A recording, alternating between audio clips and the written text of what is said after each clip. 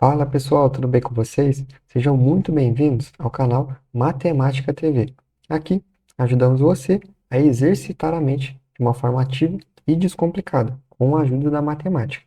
E no vídeo de hoje a gente vai fazer uma aula completa sobre o cálculo das prestações de financiamentos e empréstimos através, da tabela Price. Mas o que é a tabela Price? A tabela Price é aquela tabela de cálculo que nos dá as parcelas fixas de um financiamento ou um empréstimo. Então, quando você vai lá no banco ou pegar um dinheiro emprestado, ou quando você vai financiar algum bem de consumo aí, como um carro, uma casa ou uma moto, e ali você recebe, o valor das parcelas fixas que você pagará naquele mês, provavelmente você está utilizando a tabela Price. Então, ela é caracterizada, pelos juros decrescentes. E o que que isso indica para a gente? Indica que a cada parcela que você pagou, por exemplo, no primeiro mês, você pagou o valor P da parcela, vai ter, um juros sobre o seu saldo devedor, que vamos chamar ele de juros 1, do mês 1. No segundo mês, você vai ter pagado a mesma parcela e os juros, ele vai ser um juros 2. Mas os juros dessa segunda parcela, ele vai ser menor do que os juros da primeira parcela. É isso que está querendo dizer. Ou seja, nesse primeiro caso, se a gente entender que o que vai ser realmente pago para o banco quitar a sua dívida é a diferença que entre o, a parcela que você pagou e os juros, que o banco cobrou ali de você. Vamos supor que é esse valor de P vezes J1, esse é o valor, que vai ser amortizado ali, que realmente vai ser pago para diminuir a sua dívida com o banco. A gente entende que a cada mês que vai se passando, como os juros são menores ali, a cada mês, então a amortização, ela vai ser maior, a cada mês. Isso vai ficar mais claro aí durante a nossa aula, que a gente vai deduzir como calcular, o valor dessas parcelas fixas aí, toda essa questão de amortização, de quanto é o valor de juros de cada mês e assim por diante, tá? Espero ter conseguido fazer uma introdução breve aí do que é a tabela Price. Então, é muito importante você reconhecer que ela é muito presente aí na nossa vida, beleza? E aqui a gente tem, a formulação do nosso cálculo, efetivo aqui das parcelas, das prestações aí do nosso financiamento ou do nosso empréstimo. E o que representa cada um aqui dos elementos, tá? Aqui, o nosso valor S, a gente pode chamar de saldo devedor, Saldo devedor, ou seja, se você vai lá no banco e pega 30 mil emprestado, seu saldo devedor vai ser 30 mil. Aqui, o nosso I é a nossa taxa de juros. Taxa de juros, Aqui, geralmente, são utilizadas, taxas mensais, beleza? Ou seja, taxas ao mês, mas nada impede de ser também anuais, Aqui, o N é a quantidade, de parcelas que você vai pagar durante, a quitação desse financiamento ou empréstimo. Ou seja, se você vai pagar o seu empréstimo em 12 meses, então, o nosso N aqui, de falar que é 12 meses, a gente vai pagar em 12 prestações, ou seja, o nosso N é igual a 12. Aqui é a nossa prestações ou parcelas, Prestações ou parcelas. Se você está nesse vídeo, provavelmente é porque você tem interesse em compreender de onde vem, essa fórmula, como a gente calcula isso, para que você se eduque mais e saiba, tomar as decisões corretas, ver se de fato aqueles números que são apresentados para você durante um financiamento ou um empréstimo realmente representam a realidade. Então, esse é o intuito desse vídeo. Se você só quer aplicar, o cálculo, saber como utilizar a fórmula, temos vários vídeos aí no canal sobre como aplicar a fórmula. Esse vídeo vai ser para como a gente deduz essa fórmula, tá? Então, ela parece uma fórmula bem complexa, mas vai ser bastante interessante aqui para você estar entendendo como chegar nessa fórmula, Então, para a gente fazer isso, vamos começar aqui com uma tabela aqui, bem simples, tá? E como que a gente vai dividir essa tabela? Ó, aqui a gente vai começar de uma forma genérica, né, definindo o nosso saldo devedor. Vamos supor que aqui é o mês zero, né? A gente nem começou a pagar ainda. Estamos indo lá no banco, no nosso mês zero, e vamos pegar um dinheiro emprestado, né? Que vai ser o nosso saldo devedor. Ou seja, se você vai pegar um dinheiro emprestado ou vai financiar um carro, uma moto, esse valor S vai ser o valor, né, do empréstimo ou o valor aí do financiamento do bem, né? Então é isso. Vou até desenhar ele um pouco maior aqui. E ele vai ser o nosso valor S aqui, que é o nosso saldo devedor. Então, vamos pensar o seguinte.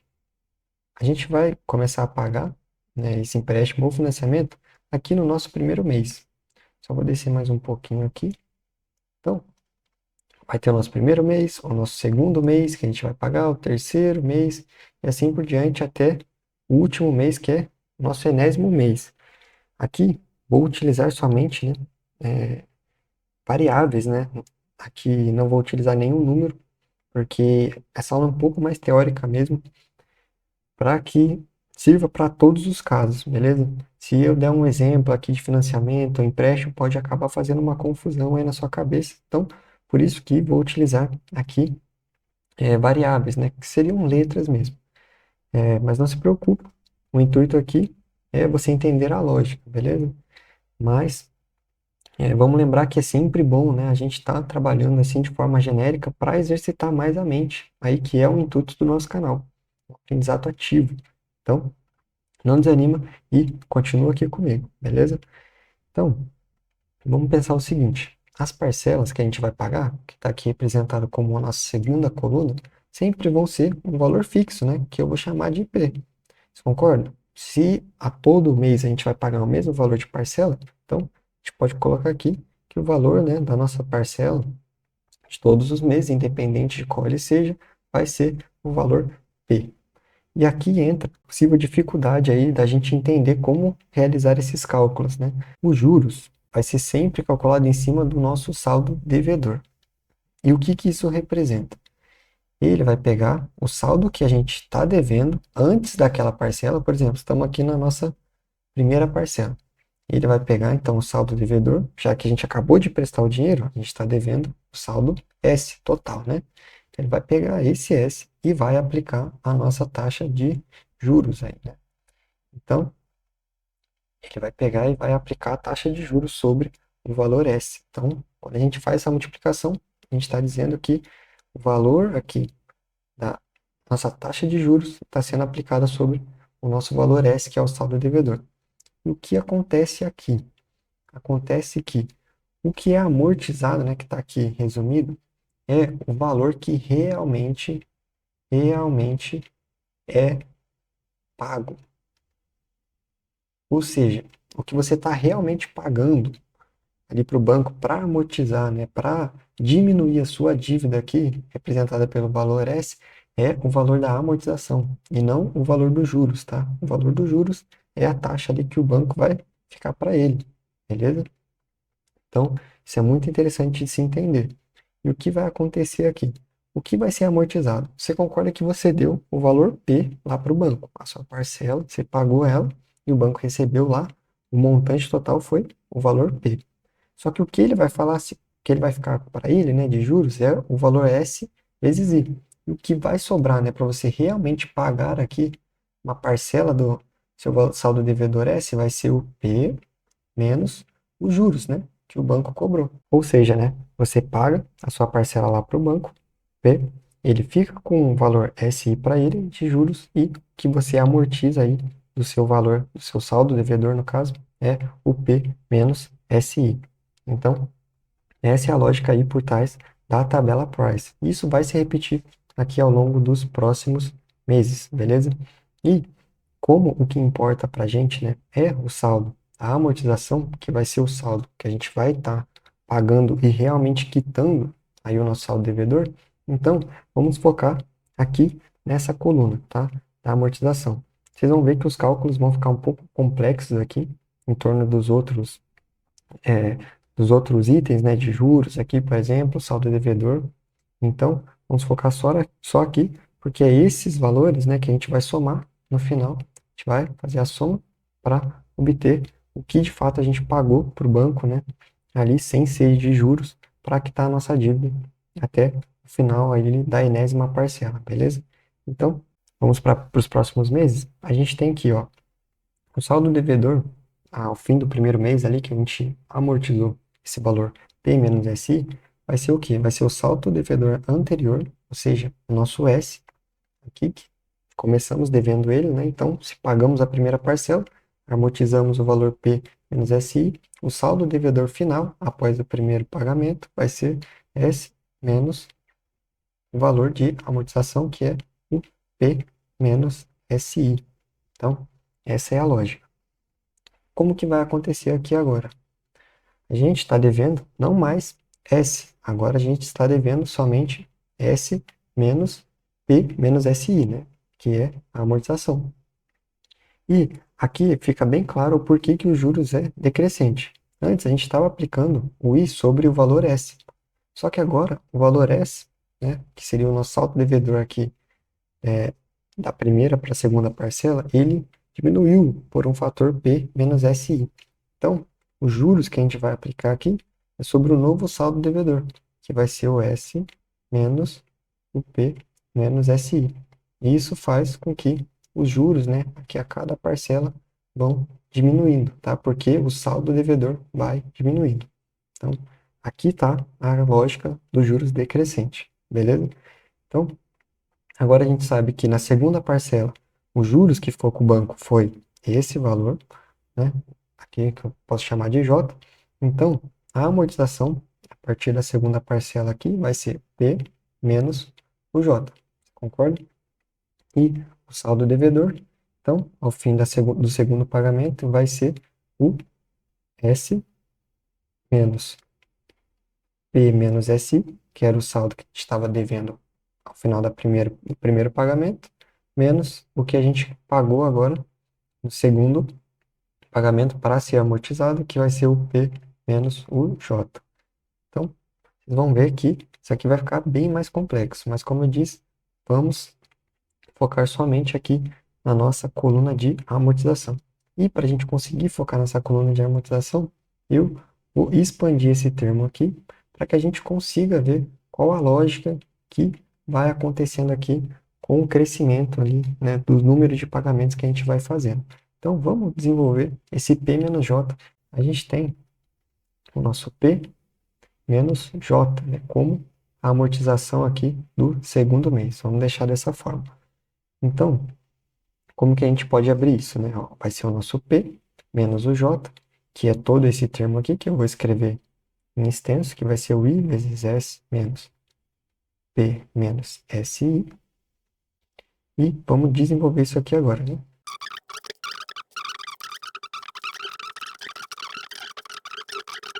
Se a gente refazer aqui, né, a distributiva, a gente vai ter o 1 vezes o P menos SI, que a gente chega nesse termo, e a gente vai ter o I vezes o P menos SI, que a gente chega nesse outro termo. Então, essa conta aqui tá correta, beleza?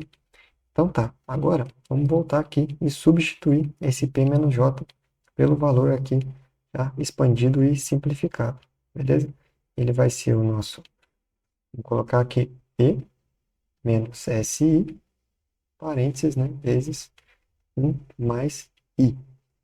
Note que o P menos SI está presente aqui também, né? No fim aqui da primeira parcela, né? A amortização da primeira parcela. E aqui na amortização da segunda parcela, ele está aqui novamente. Se fizéssemos esse cálculo, a amortização aqui do terceiro mês, a gente vai ter um valor de P menos SI vezes 1 mais I ao quadrado, beleza? E qual que é a lógica aqui, né? Vamos pensar. Quando a gente está no primeiro mês, a gente só tem P menos SI. No segundo mês, a gente tem P menos SI vezes 1 mais I. No terceiro mês, P menos SI vezes 1 mais I ao quadrado. Você concorda que se aqui é o número do mês, que é o número 3, aqui sempre vai ser o número do mês menos 1? Repara nisso. Ó, aqui é o mês 2 e aqui é o valor 1, né? Que é o número do mês menos 1. E o mesmo acontece aqui no primeiro, que vai ser 1 menos i elevado a zero, né? E 1 menos, e 1 menos não, né? 1 mais i elevado a zero. isso, né, qualquer número aqui elevado a zero, diferente do próprio zero, é 1. Então, isso aqui vai ser 1. A gente volta, né, para o P menos SI, que a gente pode até apagar aqui, beleza? Então, de modo geral, essa fórmula ela vai ter a cara de P menos SI vezes 1 mais I elevado a N menos 1. Se a gente pegar aqui para uma parcela N, né? Qualquer ou para a parcela final aqui no nosso caso. Beleza? Então, vamos tentar entender o que está acontecendo aqui. No primeiro mês, a gente está amortizando esse valor, no segundo esse, no terceiro esse, assim por diante, até chegar na última aqui, ter essa cara aqui. Como a gente viu, a amortização vai ser aquilo que a gente vai pagar de fato do saldo devedor. Então, você concorda que ao final de todos os pagamentos, ali no enésimo mês, a soma, né, desses valores aqui de amortização, eles têm que coincidir com o que você devia antes. Porque se você está pagando algo para o banco, que é o nosso saldo devedor inicial, tudo que a gente realmente pagar para o banco tem que coincidir com o próprio valor da nossa dívida, né? Apesar do banco pegar mais aqui para ele de juros, a amortização total tem que coincidir com o valor do nosso saldo devedor. E aqui que está a grande sacada. Então, vamos pensar o seguinte. A gente viu que a amortização de um mês qualquer, que eu posso chamar de um mês N, que vai coincidir aqui com o nosso enésimo mês, vai ser P menos SI vezes 1 mais I elevado a N menos 1. Essa é a fórmula aqui do nosso AN. Mas o que importa, né, para a gente é que no fim do enésimo mês, o saldo que a gente devia, né, que é o saldo S, tem que ser igual à soma, né, de todas as amortizações que a gente fez nesse período, né, que realmente serviram para pagar nossa dívida. Ou seja, vai ser a amortização do primeiro mês, mais a amortização do segundo, mais a amortização do terceiro, mais até o enésimo mês, que é a amortização do enésimo mês, a N. Ou seja, isso tem que ser uma verdade. Vocês concordam? Porque senão não faria sentido, né? A gente está amortizando mais ou menos do que a gente deve para o banco. Tendo isso em vista, o A1 ele vai ser o P menos SI vezes o nosso 1 mais I. Aqui o N seria 1, né? 1 menos 1 é 0. Então, aqui 0 mais o A2, P menos SI vezes 1 mais I elevado a N menos 1, que é o 2 menos 1, 1. E assim por diante, né? Até a gente chegar aqui no nosso enésimo termo de amortização, que é o P menos SI vezes 1 mais I elevado a N menos 1. Aqui, a gente viu que esse valor é igual a S. Então, já vou até copiar aqui, ficar mais didático, beleza? Vou trazer todo esse conjunto aqui para baixo. Vai ser isso, certo? Então, a gente analisando esses termos, eu vou colocar o termo em evidência P menos SI, beleza? Que aparece em todos, tá? Aqui a gente sabe que vai ser igual ao valor 1, né? Então, vamos colocar isso em evidência, tá? Nosso S vai continuar igual a P menos SI em evidência, e tudo que vai sobrar ali, né, quando a gente coloca em evidência. 1 menos I elevado a zero é 1, como a gente desenhou aqui, mas o que vai sobrar aqui nesse caso? Vai sobrar somente o 1 mais I. Provavelmente eu estou falando 1 menos I, né? Mas é 1 mais I, tá, pessoal? Desculpa aí a confusão, mas as letras aqui acabam, né, embaralhando um pouco a cabeça também. Mas, ó, 1 mais I, isso elevado a 1, mais... Aqui teria os termos intermediários, mas vamos até lá o termo final. 1 mais I elevado a N menos 1, beleza? E aqui entra um aspecto bem interessante, né? Isso é uma soma dos N termos de uma progressão geométrica, né? Que a gente chama de PG. Aí você vai lembrar lá do seu ensino médio, quando você olhava para o professor e falava, para que eu vou utilizar isso? Tá aqui, ó, uma aplicação bem prática, bem pertencente aí à nossa realidade, né? Que é o cálculo de financiamento aos empréstimos. Beleza? Então a gente vai sim utilizar uma daquelas fórmulas, né, que a gente não gosta de ver ali durante o ensino médio, tá? Então é interessante para você ver a aplicação, né, dessas fórmulas aí na realidade. E como é, né, a soma dos n termos de uma PG? A soma dos n termos de uma PG é o primeiro termo, que a gente chama de A1, vezes a razão da PG elevado a n menos 1 dividido pela razão menos 1. Tá? Aqui não entra mérito, né, a gente deduzir essa forma, somente a gente decorar. Mas o que é esse A1? O A1, como eu disse, é o primeiro termo aí da nossa progressão geométrica. Nossa progressão geométrica tem o primeiro termo sendo 1. Tá? Então, o nosso A1 ele é igual a 1. A nossa razão é aquele valor que, multiplicando, né, o primeiro termo, a gente encontra o segundo, ou multiplicando o segundo, a gente encontra o terceiro. Então, só para ficar mais claro ainda, eu vou, né, dar a sequência aqui dessa PG. Ó. Você concorda que se eu coloco o valor 1, o valor i mais i, 1 mais i, né, elevado a 1, o valor 1 mais i elevado a 2, até a gente chegar no valor 1 mais i elevado a n menos i, a gente tem uma PG de primeiro termo 1, a 1 sendo 1, e a razão, que é o valor que a gente multiplicaria o primeiro termo para encontrar o segundo, é i mais i mesmo, né? Porque imagina, a gente tem 1 aqui, a gente multiplica pela razão e ele se torna o valor 1 mais i, tá? Então, se a gente pegar e multiplicar novamente pela razão, que é o nosso 1 mais i, aqui a gente vai encontrar 1 mais i ao quadrado. E assim sucessivamente, né, para os termos da PG, até chegar aqui no nosso enésimo termo, né, que é 1 mais i elevado a n menos 1. E é interessante a gente ver que a gente tem n termos, né, porque a gente começa aqui ó, do 1, vai até o n menos 1, só que tem um termo que é o próprio 1, né?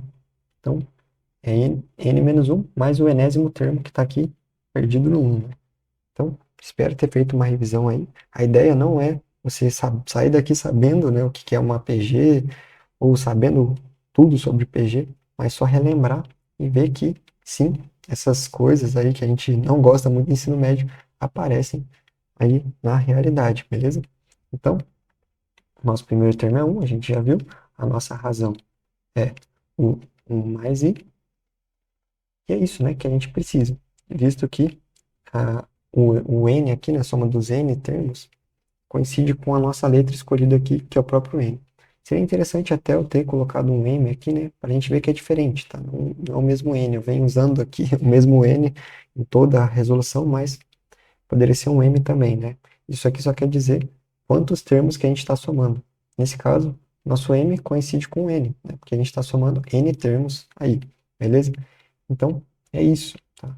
Então, vamos, né, expandir aí o que é esse SM para o nosso exemplo. O nosso SM ele vai estar aqui, ó, vamos reescrever, porque a gente já perdeu, né? O nosso S aqui vai ser igual ao P menos SI vezes essa soma aqui, né? É essa soma que a gente chamou de SM, soma dos M termos aí da PG. Vai ser igual ao nosso SM, tá?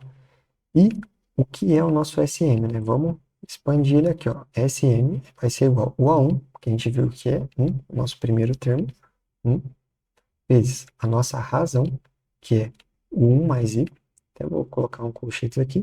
Vai dar 1 mais i elevado a m, menos 1, né? Aqui no nosso colchete, só substituir aqui o nosso q, dividido pelo q menos 1, que vai ser o 1 mais i menos 1.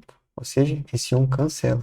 E por fim, o nosso SM fica, simplificando tudo aqui, 1 mais i elevado a m menos 1. Beleza? Tudo isso dividido por i.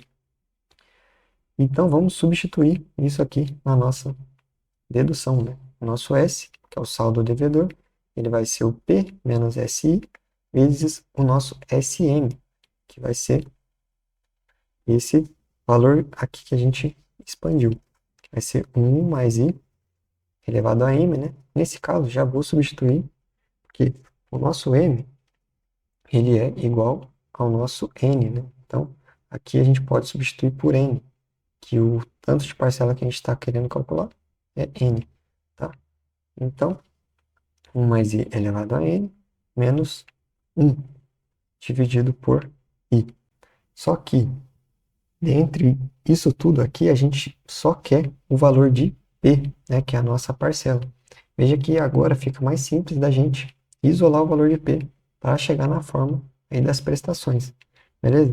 Como o i está dividindo tudo aqui, né, todo esse nosso numerador, eu vou passar ele multiplicando aqui, beleza? E ele é sempre um valor diferente de zero, então eu posso estar fazendo essa operação. Vou pegar essa parte aqui, que não tem p, né? Vou passar ela dividindo lá também, tá? E ela é também diferente de zero, visto que se o nosso i é diferente de zero, esse número 1 mais i elevado a n vai ser sempre maior do que 1, tá? Então, para i igual a zero, aqui essa fórmula não vai ser válida, né? Mas a gente não quer analisar taxas de juros igual a zero, né? Que não faria sentido, tá?